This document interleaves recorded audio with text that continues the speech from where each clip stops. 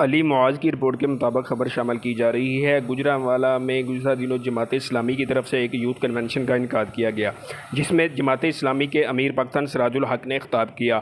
اس youth convention میں پی 63 کے امیدوار جماعت اسلامی فرقان عزیز بٹ نے اپنے حلقے سے ہزاروں کی تعداد میں نوجوانوں کا قافلہ یوتھ کنونشن میں شمولیت کے لیے قیادت کرتے ہوئے روانہ کیا۔ اس موقع پر فرقان عزیز بٹ کے ساتھ جماعت اسلامی کے سینئر رہنما اعجاز مہر ظفر اقبال بٹ بھی اس ہزاروں نوجوانوں کے قافلے کے ساتھ موجود تھے۔ فرقان عزیز بٹ سمیت شامل ہوئے، جنہوں نے گوجرانوالہ میں یوتھ کنونشن میں شرکت کی۔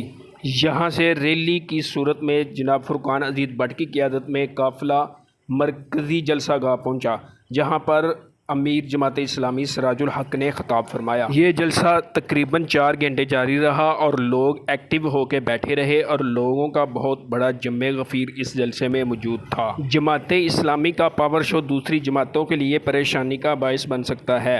جماعت اسلامی کے پاور شو سے ایسا لگتا ہے کہ جماعت اسلامی گوجرانوالہ میں کوئی بڑا اپ سیٹ کر سکتی ہے۔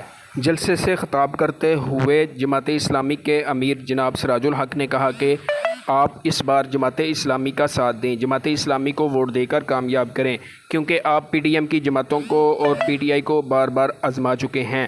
اب جماعت اسلامی کی باری ہے۔ جماعت اسلامی کو موقع ملا تو وہ اقتدار میں آ کر جرنیلوں سمیت تمام کرپٹ سیاستدانوں کا احتساب کرے گی۔